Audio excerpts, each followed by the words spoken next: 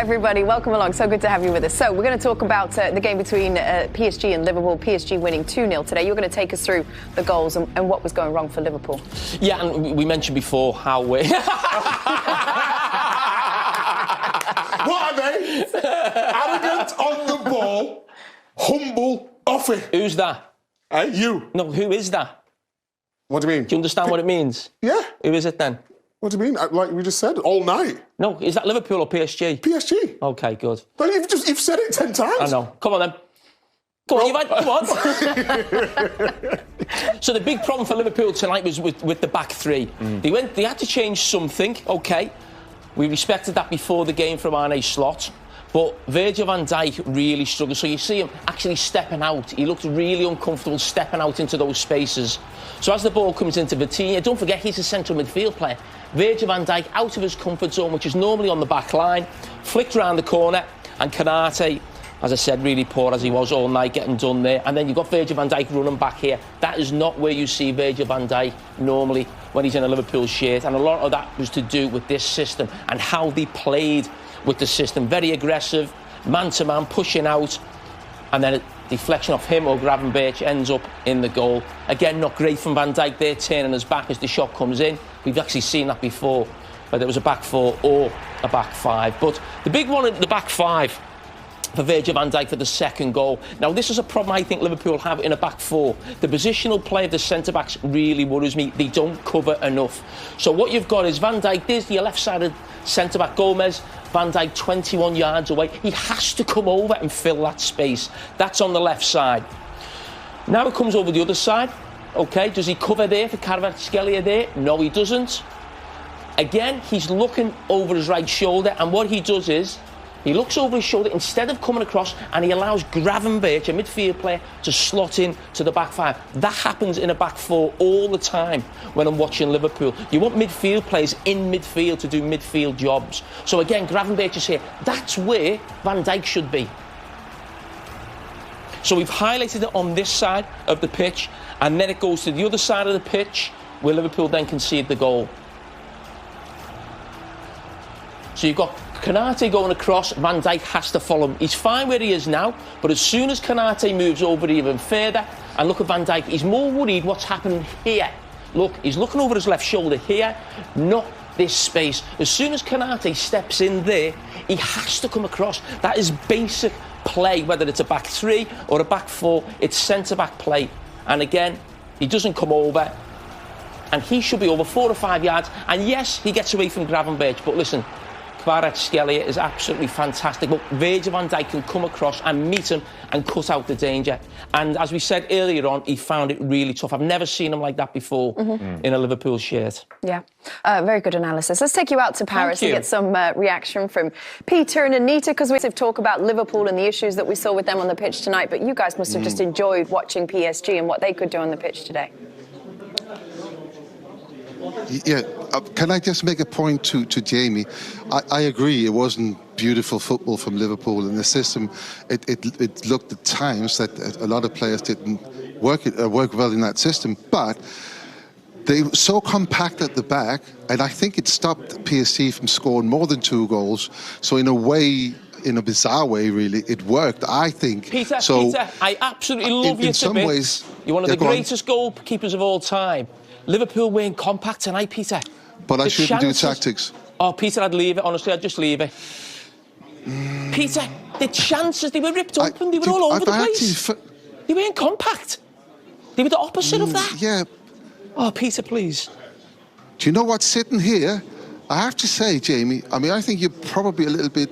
No, you're emotionally involved in this, so I understand where you are. But sat here at the stadium, it kind of didn't look like that they were struggling too much when PSG had the ball in front of their box. I agree with some of the analysis you just did there. Obviously, the 2 goals, it led to... It came from the system. But I actually think it helped them a little bit that they were that many players at the back, because PSG, by the way, they're hard. I mean, they play some football, by the way. Oh, they're amazing. Fantastic team. Let's talk about PSG. They were amazing, weren't they? Can I come back? Yes, go back. Yeah, they were. You enjoyed it, didn't you? Yeah, sorry, I was laughing at Thierry hiding behind the big screen there. What love to get involved in anything? In terms of PSG, we... Me neither. But in terms of what we saw today, you actually spoke to someone who didn't feature in the game that people questioned maybe he could have come off the bench, Mohamed Salah. Yeah, I mean, obviously he was disappointed, but, you know, Jamie's used the word humble today. I don't think you'll find a player that are more humble than him. I asked him, how do you feel about being on the bench? And he says, well, it's part of football. That's, it's what it's like, and hopefully I'll play the next game. And he wouldn't say a bad thing about anything. He's just, honestly, he's an incredible player. We know that. But I think as a human being, he's absolutely fantastic. And he was fully supportive of the team. And, he's just hoping that he can play the next game. And then from a PSG perspective, they are in that mode where they are getting better and better. We spoke about Liverpool not registering a single shot on target compared to PSG's 6. When I spoke to Arne Slot, he said that they needed to really lean into that Anfield factor, and he felt that they were in a similar position last season. Do you think that's the case going into this second leg, bar the different scoreline? But I think that, I asked Luis Enrique about, did you score enough goals? And he said, you never score enough goals. And I think that's right. I actually don't think they scored enough goals today, because going to Anfield, a midweek game, night game in the Champions League, it's very, very difficult. The atmosphere there, what the crowd can do to a Liverpool team. We've seen this time and time again. Of course, Jamie can speak even more to that. 2-0 is not a great lead to bring into it. It's a fantastic lead if they can play the same game, control it in the same way, have 70% of the possession. Yes, I think it's a great lead. But an early goal for Liverpool, anything can happen in this tie. Yeah, anything can happen. Cheer up, Jamie. Arsenal fans have been sad for a while, so your turn to be sad on the show. Yeah, I can take it. It all comes around in the end, doesn't it? No problem. Just give Peter a little hug. Hug it out. Go on, Jamie. You're all friends and family here. Oh, lovely. Oh. No problem. Uncle Pete, still friends. Yeah. Nice to see you guys. I do Thank this. you so much. Oh, yeah. No, we're doing that. We're doing that. We are still arguing. Welcome back. Good to have you with us. We're going to switch games then. We're going to talk about PSG winning at home against Liverpool. Kate, debating. Yes, that's right. A lively debate in the studio. It's always nice to have those. PSG 2-0 against Liverpool tonight. We talked a lot before the game and at half-time as well about the new formation that Arne Slot was playing, the back five that he decided to use. Do you want to take us through some analysis that you have of how Jamie, you feel like that played out? Listen, tactically, Liverpool were absolutely shocking tonight. He did something different and it was an absolute mess. You look at the three centre-backs, here they are. 10 minutes into the game, absolutely all over the place, all running back to their own goal, facing their own goal. And yes, they were up against real quality, but to perform so poorly in this new system, I think it was really worrying, and especially from Virgil van Dijk. I mean, they were so open. Normally when you play a back five, you're thinking, OK, we'll attack less, but we're better defensively.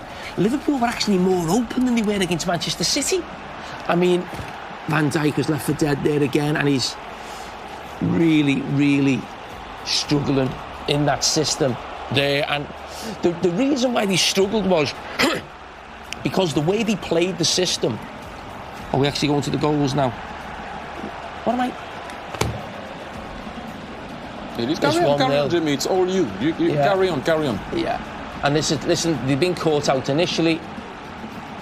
And then Van Dijk, a deflection off him or Gravenberch. It's not great. Van Dijk turning his back. A little bit unfortunate for the goalkeeper, who was Liverpool's best player by far. There, but listen, it was all that they deserved there, PSG. And Liverpool were very fortunate to go win 1-0 at half-time. And for me, I thought he has to change it. But the chances just kept coming and coming and coming. And that one takes a little deflection, another good save. Yeah, for all Liverpool's sort of mishaps in defence, I thought PSG was excellent. That man, Kvaratskhelia, Zaire Emery in midfield as well. But this one, it was too easy. I mean, PSG could have scored 3, 4, 5 on the night. And they're just down tools a little bit. Again, you mentioned about the defending there, but Dewey, you normally expect him to put that away. And the chances kept coming, Thierry? Yes, Dembele and I mean, thank God for Liverpool that Dembele wasn't on fire tonight, because normally that's 1 or 2 goals with our ways. We all know what happened after he hit the post, but I'm just saying that's normally in the back of the net with the new Dembele. Yeah, the next one was in the back of the net. Kvaratskhelia, a lovely little run there in between, who the guys are going to dissect a little bit later on. Really good composure. I'm going to let Jamie dissect that. Rolls it in. But look at the run, what his starting position, running from deep. This is what I was talking about. I mean, it's really good. If I let you run on the Champs-Élysées and go and shop, you're gonna go and have all the time you want. But you still got to have the composure to finish it off. That's for sure. Exactly what. But the shop is open. Very open. Late. And Liverpool were very, very lucky that this game finished 2-0. They're probably very lucky to get away with a penalty here, actually. There's definitely contact before he makes the challenge. I mean, it's one of those, I think, in the Premier League, you probably would get away with it. But in the Champions League, you always think something like that would be a penalty. So I think Liverpool were quite fortunate there that VAR came to the rescue. But in some ways, it's actually a great result for Liverpool, because it could have really been, it should have been 5 or 6 that in that game. I mean, the gulf between the two teams was absolutely startling, really. When you consider last season, yes, Liverpool got back to the PSG and they won 1-0, we know that. But the second leg at Anfield was a really close game, 2 top teams. Liverpool then going to spend 450 million, probably a lot more than PSG spent in the summer. And to see the gulf there, I think, is worrying. And you think, how's it got to that? How's it got that bad, really? And when you think of sort of the manager, how he's set up tonight, and he's tried something. OK, he's tried something, but he's got it massively wrong tactically about how he went about it. Now, it's easy for me to say that after the event, but that's what we do with pundits. We speak, you know, after the event in the game. And he went about it with the back 5 all wrong. And they were actually more open with the back 5 than they would be with the back 4. Because they went man-to-man all over the pitch, and your 3 centre-backs had to cover the width of the pitch. And for Virgil van Dijk, watching him tonight in the middle of a back 3, and normally when you get to a certain age, you think, oh, middle of a back 3, perfect for me, that, getting on. But everyone's in position, everyone's here, you're getting a bit of protection, you're in your back 5. This was different. Defenders were jumping into here, into midfield, there was no one to mark. And Virgil van Dijk, at 34 years of age, was having to run in there, he was having to run across. He couldn't do it. And people have criticised Van Dijk this season for his performances, and I think it's been harsh. Because I think he plays every game. The fella next to him just been awful all season. Poor again tonight. Canati makes a mistake every game. So that's not easy to play alongside. So I still think he's actually been one of Liverpool's better players, Virgil van Dijk. But tonight in that back 3, I have never seen him so uncomfortable in a Liverpool shirt in my life. And I think he'll be pleading with Arne Slot to never play that system ever again, because he found it so tough, and we'll look at that later on when we analyse the goals. But what I must also say, it's not just the system of Liverpool and getting it wrong tactically. PSG were absolutely out of this world, and the biggest compliment I can give them, it was like watching Pep Guardiola's Barcelona. Very good. I want to go back to that, the potential penalty that we saw that wasn't given there. If we can roll that back in again. Thierry, your thoughts on this? I'm back to my normal self. I'm at those discussions. No, the referee saw it. I thought it was maybe. Then you have to give Konate maybe that he put his leg. For me, there is a tiny bit of, I can see how sometimes, Konate would have found it difficult because he put his legs, he blocks the shot, but then it disturbs. For me, there is an opportunity after, actually, when Konate pushes Nuno Mendes, where he's actually clearer than that for me. Because as a striker, if you push me when I'm about to shoot, then you are going to unbalance me. But let's go back to the opportunity here. And then, as you can see, Dembele, that's what I was talking about, smashing the ball on the post. And the goalkeeper got saved by his post at the end of the very day. And the fast breaks we talked about before the show, brilliant. Ooh. Hakimi is just a running machine. But again, he should be finishing it off. Make it 3-0. Ties over then. It's not.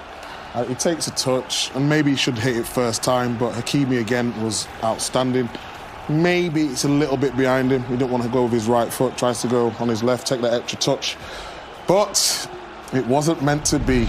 It keeps Liverpool alive at Anfield. And I said on my pod, award-winning pod, that Liverpool in Europe... What do you mean? Who do you The award season hasn't even been done yet. Well, it's award-winning. Do your research. I'll tell you what, we're going to take you out to Anita, who has spoken to Virgil van Dijk. Well, I'm looking after the team. You know, that's for me the main thing. Speaking to players, we obviously have obviously not too many sessions between the games, but you know, between sessions I have certain conversations, and I need to look after the boys, and I need to look after how we are mentally in the best shape. And today I think everyone was ready. Everyone showed the right mentality, and that you lose it today, obviously, that's disappointing. And that's something, in my opinion, Liverpool should not accept, and we should not accept. That's not the standard I'm personally used to, especially over all those years I've been at the club. So that's why it hurts all the time, and especially the weekend one was a very painful one. But there is still an opportunity, and you know, if we obviously first have a big game on the weekend, by the way, of course. And then we have to be ready, hopefully, for a very special night. And like I said, it's so important to be together. And I'm not only speaking about the team. You know, I'm speaking about as a club, as a unit. You know, I've been. Do you feel there's been a sense of fragmentation then? No, I don't even know what that means, by the way. But just maybe not been together as much. No, the thing is that, you know, our season has been so inconsistent, and it's down to multiple factors, and the noise, you know, is there because we are Liverpool. We are the champions we're the Premier League champions. So the noise is absolutely justified. So, you know, as me, for me personally, it's not been an easy season to handle everything that comes our way. Like, I'm not speaking about me because I've never been selfish in that sense. You know, it's always about us, me, and the club always will go number one. You want to respond in any way? No, listen, what I would say about Virgil van Dijk, he's always been a true leader on the pitch, and he is a true leader for me off the pitch. He gets questioned a little bit when Liverpool aren't doing well by supporters about, is he, you know, leadership on the pitch? But that always happens when a team's not winning. You're always pointing fingers. For me, he's been a fantastic captain, a fantastic player for Liverpool, and he always comes out and speaks, and I respect that, because not everybody does right now. But I said at the start of the season, and nothing's changed in that, what you're seeing here with Liverpool, and there's lots of different things that are wrong, but you're watching three all-time greats. In the goalkeeper, Alisson, he's always had injuries, but he's getting them more now. He's not the same goalkeeper. Virgil van Dijk, as we know, he's not quite the same. Who is at 34? Mo Salah's the same. Who is at 33 as an attacking player? I'm never going to criticise them as players. They're legends. They've done so much for the club. And they've carried players. And that's not criticising the other players, because that's Thierry at Arsenal. That's Bergkamp. You always have 4 or 5 great players who carry the rest with them. So what you're watching here now is Salah and Virgil van Dijk, who were absolutely out of this world last season, carried Liverpool to the title. They're not the same players, and the others aren't quite good enough to step up. And then you've also got new players who come into the team. And I think they've got away with quite a bit of criticism, actually, the new signings, because we've almost said, OK, the new signings, they're getting up to speed. And in Ekitike was really poor tonight. And I said before the game, and I include Wirtz in this, and Isak as 3 players who come in. To be a top player for Liverpool as an attacking player, you need to be arrogant on the ball, but humble off the ball. They're not humble off the ball. They don't do enough off the ball. And that's why it's so easy to play against Liverpool right now. What are we laughing at? I'm not laughing. Well, don't laugh. I'm not laughing, man. Oh, we'll see you in that boxing fight. My mum loved that phrase, by the way. She texted me about that phrase. She liked it. Arrogant on the ball. Yes. I hope so. He said it 50 times well, you know. since the beginning of the show. Well, it's the theme. I was proven right, wasn't I? Yes, you were. I was proven right. Deep breath. So they're the problems, and we'll get to even more of them later on. But listen, we said the same all season. 3 legendary players come to the end of their career, new players coming in and not quite knowing exactly what they need to do to play for Liverpool right now. And I include Isak, who come on there again, Ekitike, and Florian Wirtz, who has got to do an awful lot more. an awful lot more. And the best way you could describe Florian Wirtz right now is cost 125 million. Is he's neat and tidy? I wasn't laughing. That was Jamie Carragher. The fact he was about to go to a break 5 minutes ago. Do you remember at the beginning of the day, Jamie came in and said, I'm pretty good. Really, it's okay. I don't expect a lot. Chill. Wow, the whole thing was about you. Everybody, we'll be back after a break. We'll bring you more. There's more analysis from the handle shutting up later on. Can we go home then? Not a chance, because there's no way I don't think a back five with them tactics and that formation goes and gets you 3 goals at Anfield. I don't think that's the case. You'd have to be more on the front foot, more positive, more bold in your selection and your formation and your tactics. Konate got himself into a couple of sticky situations, and a penalty, 2 penalties actually, which could have gone against Liverpool.